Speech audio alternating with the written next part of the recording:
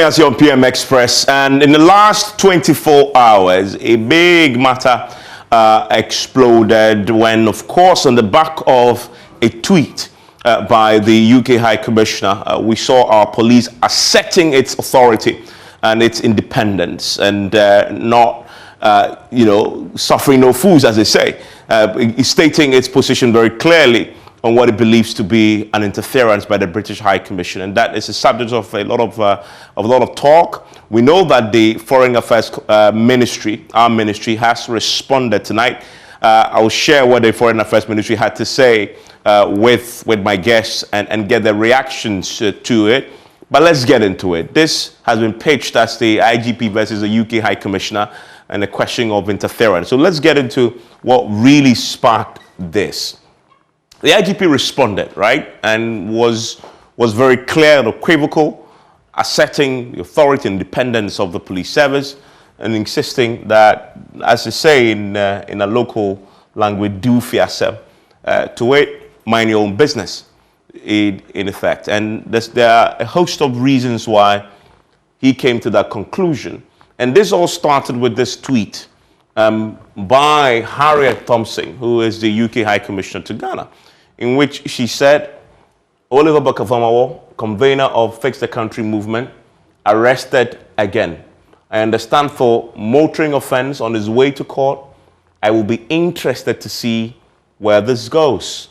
So the IGP was asking a simple question. Since when did high commissioners get interested in arrests bordering on motor offenses?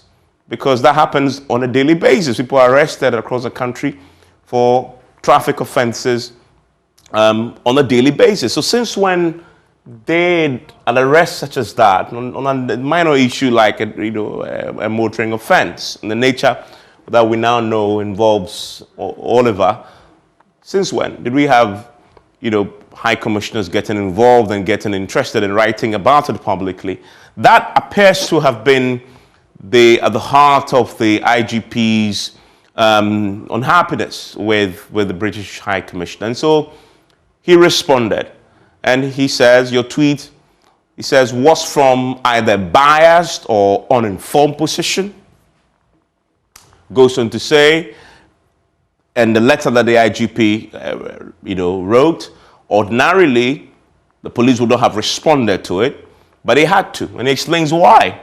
Because he says, it has learned from previous painful experiences, hence making it impossible to ignore such, right?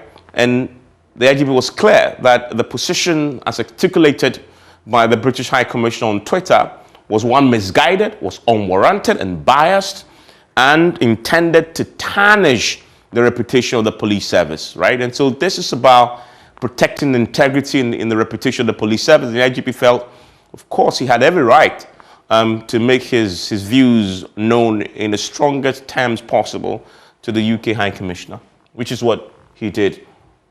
The IGP, went on to say that the tweet by the UK High Commissioner violates the Vienna Convention on Diplomatic Relations. This is a 1961 convention, right? And what we want to do is to show which specific aspects of the Vienna Convention was the IGP referring to, and was he right to make that pronouncement and refer to the Vienna Convention? So we went to look for the Vienna Convention, and you actually begin to find something very interesting, that the IGP appears to be very grounded when he makes the point, because in Article 41 of the Vienna Convention says, without prejudice to their privileges and immunities, and this is talking about diplomats such as Harriet Thompson, the UK High Commissioner, without prejudice to their privileges and immunities, it is the duty of all persons enjoying such privileges and immunities to respect the laws and regulations of the receiving state. And remember that the arrest of Oliver was because the police believed at that point that he's a suspect in a traffic violation offense, right? And the law was being tested in court.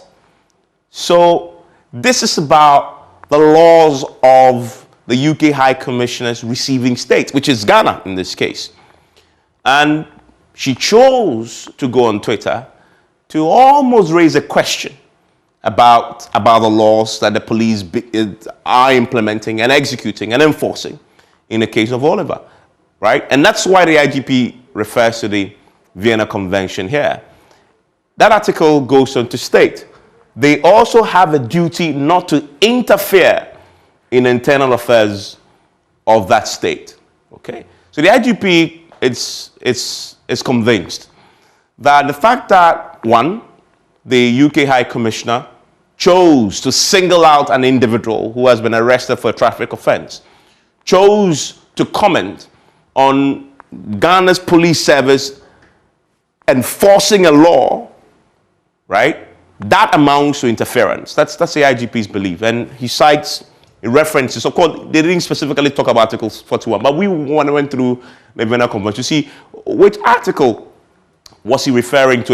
We found these two that come very close to supporting the IGP's case against the UK High Commissioner. And in fact, if you listen to the UK High Commissioner's interview recently, she appears to admit that this may apply, but also says there may be other aspects of the Vienna Convention that will also come into play.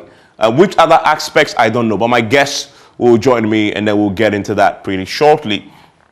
Of course, so that is where we are with this matter. There's a very latest on this because it's gotten to a point where our own government had to intervene. That is the Foreign Affairs Ministry. And if you read the Vienna Convention, it is also very clear that in these matters, it is the Foreign Affairs Ministry of the receiving country that must be brought into to handle the matter. In fact, it specifies that what the diplomats are supposed to do is to raise their concerns directly with Ghana's Foreign Affairs Ministry or an equivalent ministry in the receiving state if indeed they have a concern. But we know that in international diplomacy, yes, that's what the Vienna Convention says, but we often see that diplomats, countries, etc., choose to express their views in other fora. And so we've seen that with previous British High Commissioners in Ghana. Some of them have been condemned, but the IGP says, well, this time I'm not letting this one go. And he went out, of course, to make his views known. My guests are joining me tonight for a conversation on this matter. My guest, Professor Eni, will join me, Professor Vladimir Chidanso also, and of course the ranking member on the Foreign Affairs Committee in Parliament is also joining me. After this break, we'll get into the conversation.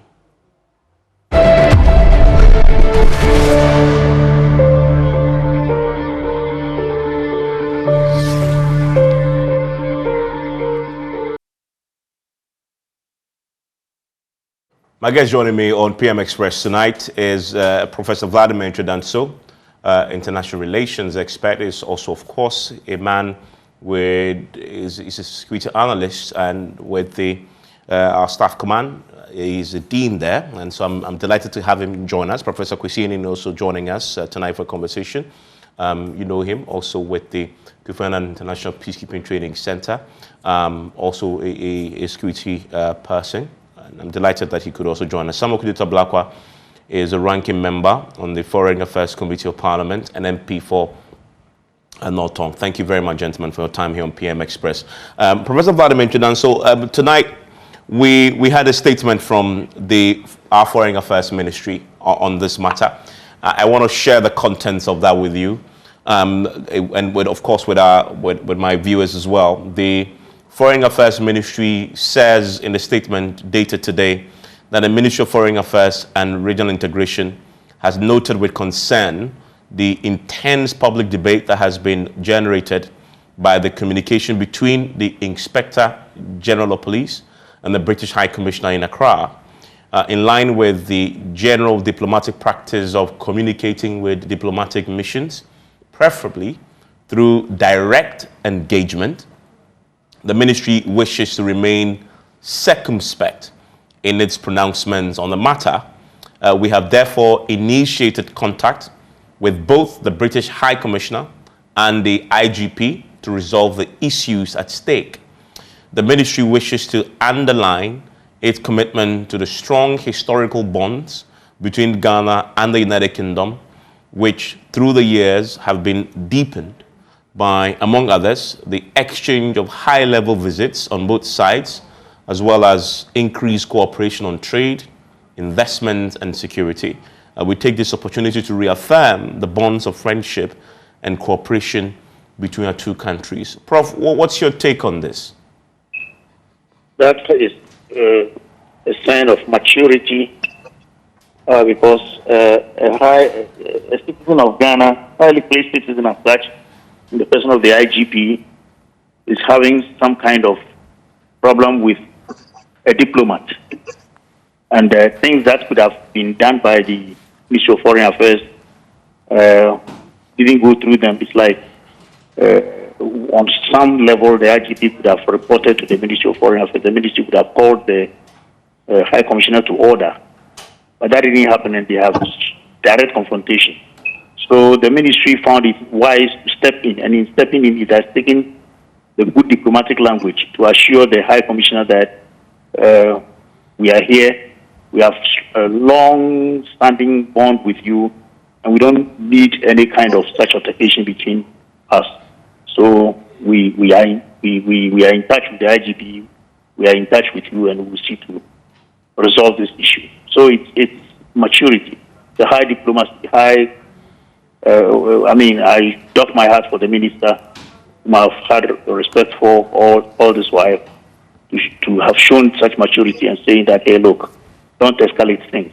As I said earlier on, you remember, I said most of these things either are intentionally done or innocuously done, but they generate some kind of instability in some countries. Some ambassadors would have also been that intemperate. I remember we had one like that, also in the British High Commission, the one who came before John Benjamin also, who would take his pen and write directly and had a whole lot of problems with the government of the day then. So this one, the ministry has seen the need to step in and say, look, don't raise the stakes. We are here. Remember the bond that we have had with you all up to this time. And Mr. IGP too, we have taken over. So I strongly believe that what they have put in the public domain is very good. It slows down the current being generated, and it also gives room for it gives room for explanations to kill this case altogether.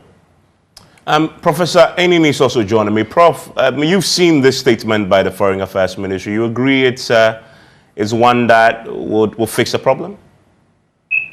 Well, the IGP has made his point very clear. I support him. He's given a powerful punch, making it very clear that you just can't come in here, throw your weight about, write things that do not concern you and you don't understand. But even more importantly, as my friend Vladimir is saying, there's a long historical trajectory of disrespect.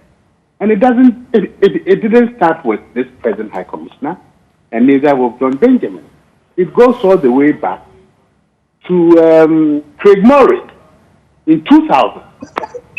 So over time, people who have watched the space about how British diplomats think we are still their hunting ground, here they come to dip their beak in the diplomatic waters and then misbehave towards us, thinking that we will keep quiet and let it go. The maturity that Vladimir is talking about is maturity a little too late and a little too small. I agree with him that for the foreign ministry, that is their business, to dampen things. But you see, they ought to have acted quickly when the High Commissioner started behaving in ways that probably is not part of good diplomatic practice. You see, and this is not the first time our foreign ministry has delayed or has decided not to keep quiet or has used backdoor channels in resolving issues where the Ghanaian integrity and identity and dignity have been trampled upon.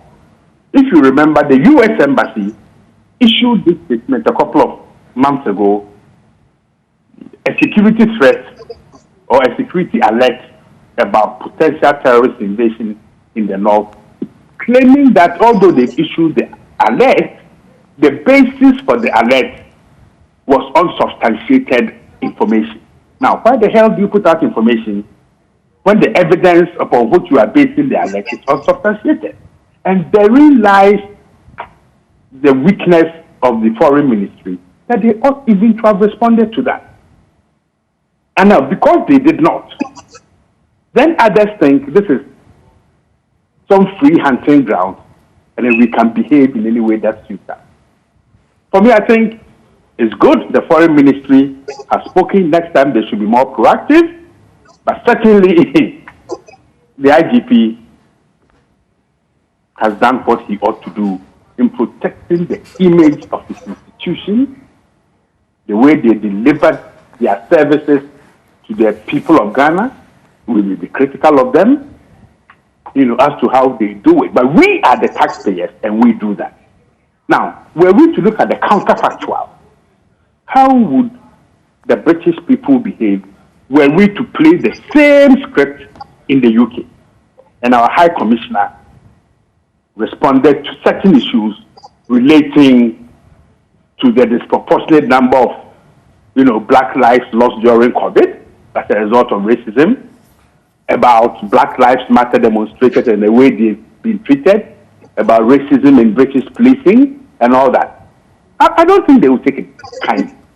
So it's good the ministry seeks to dampen the tensions, but it should be more proactive. But the IGP has done the Republic of Ghana a great service. Unfortunately, some of our political players think they can use this for short-term political gain.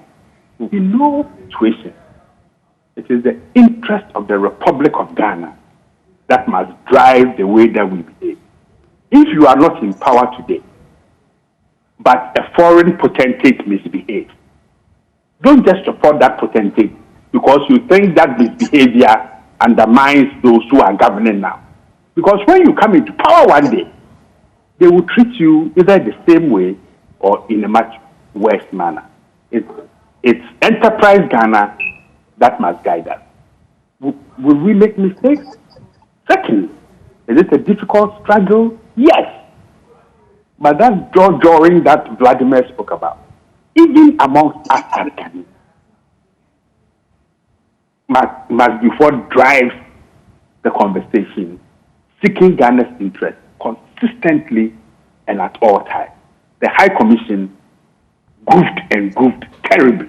And when the foreign ministry talks about historical relations, that historical relation is fraught with abuse, with disrespect, with exploitation, and quite a number of Great Britain's representatives there don't seem to understand and accept that change has come and there's a new agency in the way that Africans perceive themselves, and certainly the way that Ghanaians want to drive their development in their country. And I think the IGP has done us a great service in bringing this conversation onto the table. There's a lot more to explore, and I'll come to that. Let me take a quick response from Mr. Blakwa to the statement from the Foreign Affairs Ministry tonight. Mr. Blakwa, you side with the views that at least this is a way to fix the problem? Hi, good evening, Evans. Good evening to the esteemed panel. I would like to begin by congratulating the Black Stars. We are all football lovers, and our Black Stars are off to a great start in the AFCON qualifiers, winning by 3-0 against Madagascar. I think it's only appropriate as patriots that we celebrate the Black Stars tonight. Having said that, I have already put out a tweet about 3 hours ago when I saw the statement from the Foreign Ministry, commending them highly for the very skillful, nuanced, high-level diplomacy that they have exhibited. You see a lot of maturity, as Dr. Ejidanso has said. You also see a lot of tact. You see a lot of finesse. This is high-grade diplomatic language, which seeks to calm the waters and to, as it were, help navigate all of us onto a certain rapprochement where matters are de-escalated. So we must commend the foreign ministry. I mean, this shows that, I mean, this is still Ghana. I mean, a country that has produced a UN Secretary General, a country that is celebrated across diplomatic corridors for, I mean, producing many, many, many greats as we speak, and Under Secretary General, and so many others, Ibn Chambers, and all of these fine diplomats that we have produced. You can see that their proteges, who are the ministry led by our foreign minister, is still really holding high the flag of Ghana. But having said that, I must quickly add that it appears to me that in this whole brouhaha, it reminds me of the biblical phrase of visiting the sins of the fathers on the sons. In this case, when you listen to Professor Edin, you listen to Professor Judan, so you listen to other commentators, it appears that the backlog, you know, the historical antecedent of the likes of Greg Murray, the likes of John Benjamin, is what we want to use to visit. I mean, to be fair to Her Excellency Harriet Thompson, this month is exactly 1 year since she's been in Ghana. Very, very measured, very professional diplomat. I have encountered her working on a number of projects and at a number of events. And she has carried herself with utter dignity, a lot of respect for her country, and a lot of grace. I mean, she doesn't have any history. There is no record at all. She is not one of those mavericks or renegades who, you know, throws all the diplomatic etiquette away and dabbles in all kinds of, you know, internal meddling, if you like. So I'm surprised that this tweet, I still insist that this tweet should not have brought us here. I think that the IGP overreached. He went overboard. I mean, a tweet that says that Oliver Barker-Vormawor, convener of Fix the Country movement, arrested again. I'll be interested to see how this goes. I mean, there was no active interference. I have seen an ICJ ruling on Article 41 of the Vienna Convention, which spells out some ingredients, that there has to be some active interference. I mean, did the British authorities try to stop the police from doing their work? Have they interfered with court processes? Have they granted asylum, for example? Have they given the gentleman safe haven, as it were, whisked him out of the jurisdiction? They have done nothing like that. And so, honestly, look, Evans, to be sincere with you, I have seen more, if you like, serious tweets. On the 18th of April, the Russian embassy here in Accra issued a series of tweets, virtually telling all of us not to blame them, particularly the Ghanaian government, not to blame Russia's invasion of Ukraine for our economic woes. I didn't see this kind of, you know, reaction from the circles of government. Professor Eni has talked about the American, you know, travel advisory. And I can cite other examples, more severe, more serious matters that you can say that, look, I mean, this is, if in terms of degree, far more than this rather innocuous tweet, very harmless tweet that, I mean, that was the matter of the day, trending. Everybody was, and we know that Barker-Vormawor, you know, is a PhD student at the University of Cambridge. They have issued 2 statements, the university, and they've asked the High Commission here to keep an eye on their student. So we know about all of this context, and this is an activist, you know, the human rights issues. Naturally, this is a matter that raises a lot of international interest. And I do not see how the tweet really, you know, gets in the way. If you compare this tweet with other tweets, is it about pick and choose, or, as I said earlier, because we have been looking for the likes of Greg Murray and John Benjamin for many years, and this poor woman, Harriet Thompson, comes in, we want to, you know, visit the sins of her predecessors upon her. I really find it curious. I mean, you cite Article 41. There's a part of this that the IGP refers to, which is the respecting, well, he didn't refer to it, but if you read it, it's there. Without prejudice to their privileged immunity, it is the duty of all persons enjoying privileged immunities to respect the laws and regulations of the receiving state. Now, the gentleman in question who was arrested, he was arrested for an alleged traffic offense, and he was placed before court, and he was placed before due process. When you have a high commissioner, a diplomat, in a receiving state, then pass a comment like he's been arrested again for a motoring offense, and we are in sort of the interest with which they attach to it, almost questioning that arrest. You don't see that in that. You're choosing your words carefully, saying almost. I don't see them questioning the arrest. Well, I mean, you can say that perhaps this is loaded with innuendo. There may be some, background that perhaps you and I do not know. But working in diplomatic circles as ranking member, I have been checking, and I am not aware of any history between the duo. That is the IGP and this current high commissioner, who, by the way, has had I've been going through her profile since she served in Sierra Leone, went to Nigeria as deputy high commissioner. She led, the UK's climate change negotiations and all of that. She has quite a sterling record. She's really held in high esteem by her colleagues. When you talk to colleague ambassadors and those who have worked closely with her in the circles. So I honestly do not see a tweet that should really warrant this kind of reaction. I must also add, Evans, that for a country that in recent years has been shown so much magnanimity by others, so much tolerance. I mean, when this IGP and other security commanders who should also be paying attention to Article 22 of this Vienna Convention and protecting the inviolability of embassies, they have not been up to their task. Embassies have been demolished. The Nigerians extended a lot of tolerance and magnanimity towards us.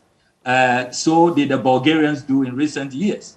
And I am shocked that we can't take a tweet so innocuous which says that, look, yeah, there's this arrest, we will be, seeing how it goes. It doesn't say that you cannot arrest the person. It doesn't interfere in any way. It doesn't take any practical steps. It doesn't even pass any judgment, whether the arrest is legitimate or not. I mean, see what other countries have taken, from us. We've demolished their embassies. We've violated the Vienna Convention. The inviolability has not been respected, and they have respected traditional ties. That is why I said in my statement earlier that, you see, this is a friendly country. When you read the IGP's 4-page statement, it's as though, he's addressing an adversarial country or some sworn enemies. I mean, as the Foreign Ministry has affirmed this evening, we have very great cordial relations with the Brits, regardless of the mavericks that, of course, I would not endorse what Greg Murray did here. I wouldn't, as it were, praise John Benjamin for all of those, undiplomatic tendencies that he exhibited. But to be fair to their successors, the current, I think that Ian Walker and Harriet Thompson made a conscious effort to, as it were, chart a new path and wipe out that image of the recent era. And let me conclude, Evans, by saying that I think that with hindsight, when the IGP and the police service will reflect, because you see what you see, Evans, is that this statement went to the High Commissioner 10 days earlier, and it was intended to be private, confidential, restricted. At what point did they decide? 10 days after, you then decide to put it on the Ghana Police Service Facebook page, and you even forgot to remove the restricted. So you see that it's there restricted, and yet you put it out there publicly on your Facebook page. Yeah, but the High Commissioner chose to raise the concerns and the issues on Twitter. So why not? I mean, why not let us know what the police is thinking about this? Because remember that it is their reputation on the line. Stay with me, Sokuji Tabalaka. Let me bring in Professor Vladimir. Let's talk a bit about the Vienna Convention. Was there a violation of the convention by the UK High Commissioner in the way she approached this matter? Because I see in the convention, when I read it, a portion of this says all official business with the receiving state entrusted to the mission by the sending state shall be conducted with or through the Ministry for Foreign Affairs of the receiving state or such other ministry as may be agreed. Should she have simply, if she had concerns about Oliver's arrest, instead of tweeting, registered a concern or a protest with the Foreign Affairs Ministry, as the article suggests, Professor Vladimir Chidanso? Exactly, that is what is normally done in diplomacy. There are channels. And you see, every country is very, very sensitive where security, where territorial integrity and other things are concerned. And so what the whole gamut of articles in the convention sought to do is to ensure that no country, no embassy or high commission representing their countries, they don't expect them to do anything that must be of interference, because the reaction towards interference is up to even war. You know, as soon as any other country feels that there is interference, they begin to fight back, and that is what we are seeing. So the essence of the whole thing is this, that the tweet goes to every place, and she could have called the IGP and say, I'm concerned about this. Could you? And they normally walk through the corridors of all our ministries. So why couldn't she have done that, or call the attention of the Ministry of Foreign Affairs to this issue and say we are worried about X or Y? I heard earlier on, I think the day, the argument that the guy has a British visa, and that is why there is a concern. A visa does not confer citizenship on the person.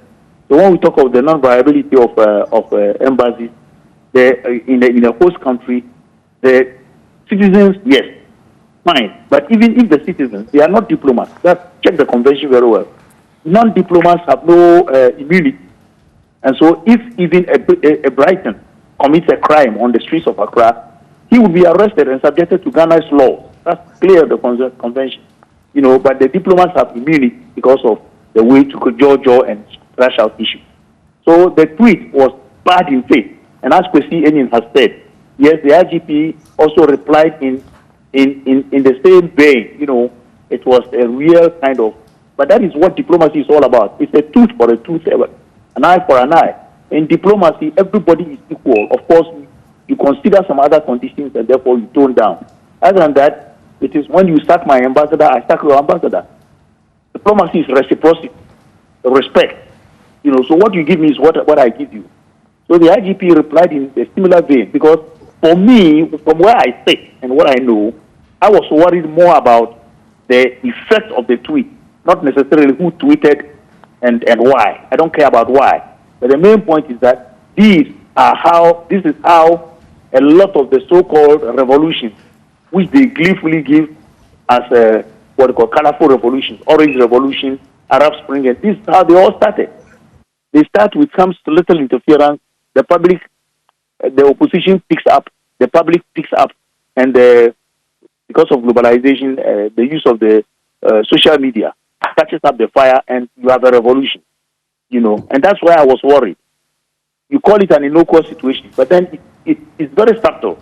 The guy is within the hashtag Peace Ghana, whatever it is, and then you tweet that we are watching. As I said earlier in the morning, even, what about in Onyakope, or that's hypothetical anyway, where somebody has been incarcerated by the police station there for about 2 weeks and he has not been put to trial? Why would an embassy not be interested in that? You know, sort of. So these things start a certain fire, and you think it's an innocuous situation. and look at what happens when such innocuous situations clearly brings about instability, some kind of mobocracy and ochlocracy, and then governments are toppled. That is where we're saying it was too bad faith. But maybe she was naive. Maybe she didn't think it was something that would just backfire this way. I mean, and Professor Enin, to that point that Professor Van also touched on, I want to explore that a bit more about the effect of the tweet. Yesterday, when Harriet Thompson, the High Commissioner, went on television to respond to the IGP, she was clear. She said that she didn't expect that her tweet will incite people onto the streets, possibly, or embolden those who want to take the law into their own hands, and that her conviction was because she knows the Ghanaian people are a peaceful country and a peaceful people. Do you agree with those who've suggested that when you have a high commissioner choosing one particular individual's arrest and highlighting that on a page and suggesting they've been arrested again, that could actually embolden people and incite others and could pose a security situation based on what people may read into what she's posted? Look, Great Britain has a long history of experience in propaganda, in manipulation, and inciting insurrection. The history of British engagement on this continent is replete with examples of how seemingly innocuous statements by friends, by partners, have had sub-themes and actions that have generated violence and societal instability. So I think her own statement that her tweet did not seek to do these things actually exposes the unstated intention. Okay? And we should not take some of these actions and behavior for granted. And I've stated this very clearly. We've spoken about the Bulgaria case. We've been critical of the Russian state in terms of the role that the Wagner people are playing. So when we raise our voices against what is seemingly an innocuous tweet, the argument that some of us are making is that we shouldn't see it as innocuous because when we bring in history cautions us to be careful in dealing with these people. Because that history that is supposedly of a friendly nature is also driven by conflict and contestation. And I think anyone who knows his or her British history, pre-colonial, colonial, post-colonial, will have absolutely no doubt about the games that the UK can play and does play. So for me, and I think as Vladimir has also argued strongly, the IGP was in his right to say, look, you can run my institution down. You cannot make statements insinuating that there may be something wrong. And the IGP and the police service are in their right not to comment nor react to other incidences based on the intelligence that they have, that those incidences may not pose threats to the survival of this country. So what may seem innocuous as compared to the Russian statement about whatever, corruption or whatever, and then the Bulgarian case. I mean, I don't have any intelligence. But if the IGP decides that, look, I need to respond to this, I trust in his judgment. And I think this is not about visiting the sins of predecessors on somebody. And I want to give a particular example here.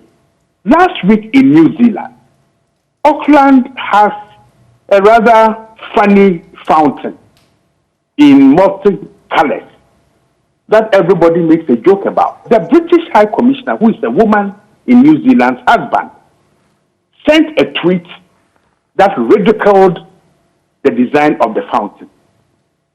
The wife of this man, who is the High Commissioner in New Zealand, quickly retweeted that her husband's actions does not represent her views, neither the High Commission's nor the British government. What this woman has done in Accra represents the views of the High Commission and the British government.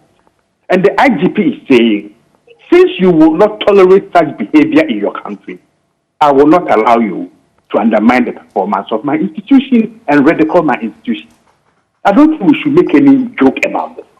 And I'm sure Honorable Abakwa will agree with me that were he in government one day and were he to be foreign minister, he will put out a similar mature statement as the foreign ministry has done, but will appreciate if his IGP made a robust statement saying, don't ridicule our institution. So I think we need to place Enterprise Ghana at the center of it. How do we protect our identity and our agency in a manner that people just don't ridicule us?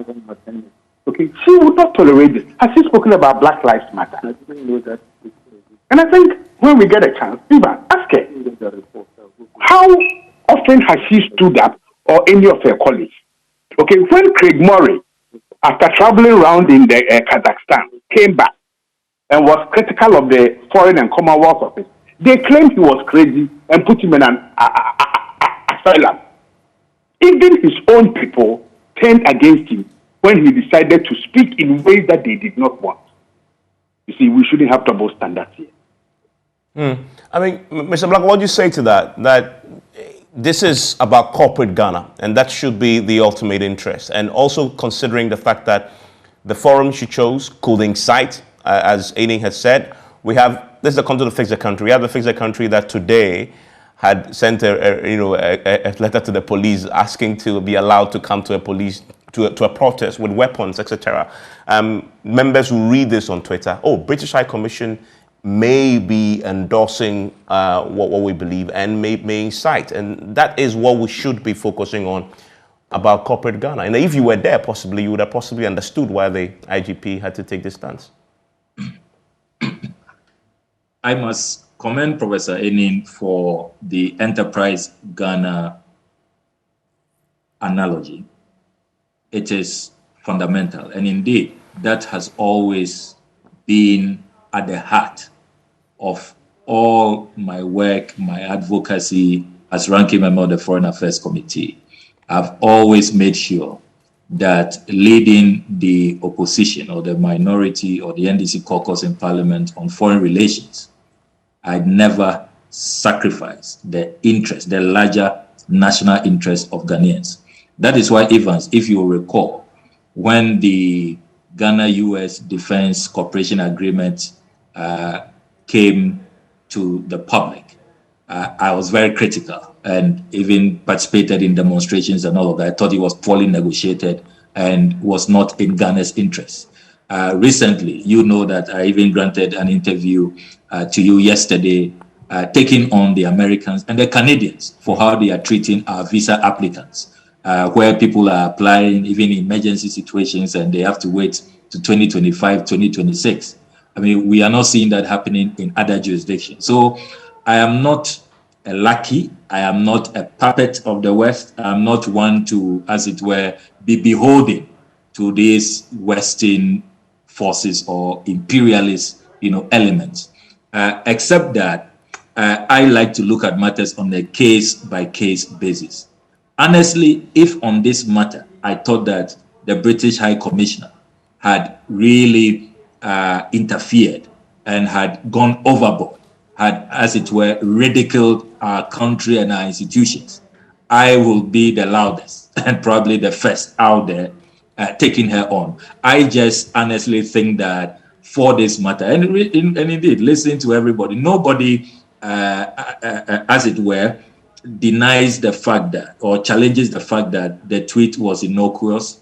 on the face of it appeared very harmless. Of course, we have been taking through all the historical antecedents and all of that. And you see, I come back to that and I say that, you see, if we go to pre-colonial, we may perhaps even not be granting the British the laissez-passer or the agreement to even open a diplomatic presence here in Ghana. We would say that we don't even want them to establish a high commission here. You know, so to the extent that we have allowed them in and we are willing to, as it were, put behind the dark exploitative past, even though we keep that, you know, in memory to make us more cautious, you know, as we relate with them.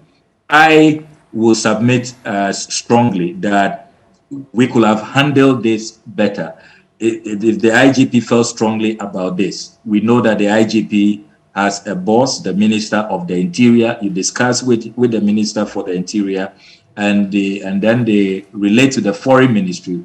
The Foreign Ministry will have summoned the High Commissioner, and if government feels strongly, they can even ask them to go ask the High Commissioner to go and retract and apologize. I think that will have even be more effective.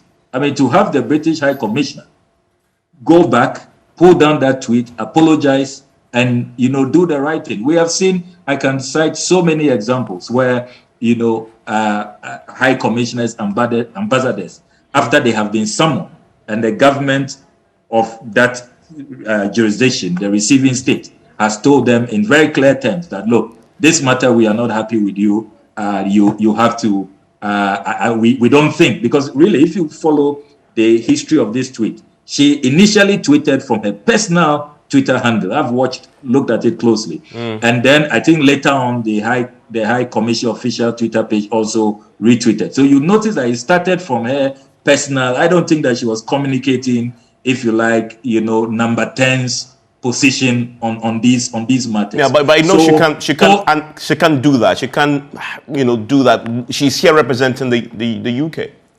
Yeah, I mean, yes, I mean, you can fairly make that argument. But I think that there will have been a better diplomatic route that the IGP could have adopted. That is why if you read the Foreign Minister's statement carefully, you don't see an out-and-out endorsement of the IGP's statement. If government was very comfortable, if the Foreign Ministry, you know, thought that what the IGP has done really represents government position and the IGP has government's blessings, I don't think that the Foreign Ministry will even be waiting. But Mr. Black, we're considering and putting out this statement. But Mr. Black, remember that the IGP is not a diplomat, right? Harriet Thompson is a diplomat. She's the one who should have known that the best way to communicate when you are in the receiving state is not to go on Twitter when you have an issue. All right? And so isn't the burden more on her than the IGP? I mean, she chose to go to Twitter when she knew that the Vienna Convention prescribes an appropriate channel of communication. As for the IGP, she was thinking about his reputation, the reputation of the institution he represents. So the burden, fairly, should be on the commissioner who chose to go to Twitter, not an IGP. So I come back to the content of the tweet. When the High Commissioner says that she did not expect her tweet to generate this kind of response or to incite anybody, I mean, you go back and look at the tweet. This is not, you know, a high-pitched, bombastic tweet, you know, seeking to directly interfere. And then you also have to juxtapose all of that with the modern era of diplomacy. You know, in the past, if you look at the evolution of diplomacy, as some of us have studied, in the past, even before diplomats move from one location to the other, you know, they need permission from the foreign minister, from one living post, you know, to another region, to another part of town, even detailing what they are going to do and all of that. But, you know, with the evolution of diplomacy and with the advent of social media and all of that, and they are all participate, you see that sometimes you can't even draw the line between personal, because I mean, some of these ambassadors or diplomats get excited when they go and eat wachi or they go and have a haircut, and they will say, "Oh, beautiful country. I mean, I just saw this. We love your culture," and all of that. So there's a fine line, and I think that we need to be probably waking up to all these, modern nuances and the new, approach to these matters in the advent of social media, new media, and all of that. But having said that, I think that lessons must be learned from both sides. I think that diplomats must learn from this episode that, some of these your tweets, some of these because a good number of them are very, very active. I mean, if you take the French ambassador, for example, in a day, she can post about 20 tweets. The youth love her, the creative arts industry love her. And sometimes she's at pains to make clear that, look, these are matters that are just a personal interest and not really reflecting what President Macron, for example, will want her to do here. So there are all of these nuances that I think that diplomats moving forward will have to, try to balance. It's a delicate balance. And then we should also learn lessons in terms of higher tolerance, in terms of our foreign ministry also taking very key state actors through a certain tutorials. Because I know that, look, behind the scenes, there are persons who have expressed, high-ranking officials who have wished that things, were handled in a much better way. Someone could just thank you very much. Professor Vladimir Chidanso, I'm grateful. Professor Kwesining, thank you also. The statement from the our Foreign Affairs Ministry says they're using the appropriate, quiet diplomatic channels to try and resolve this matter. We've heard from the High Commissioner herself, says she also will explore those same back channels to deal with this matter privately. And so we clearly hope that those back private channels will resolve this. So probably see the IGP and the UK High Commissioner sitting at the table, sipping on some tea, and continuing with the cooperation that they've had over so many years. Enjoy the rest of your evening.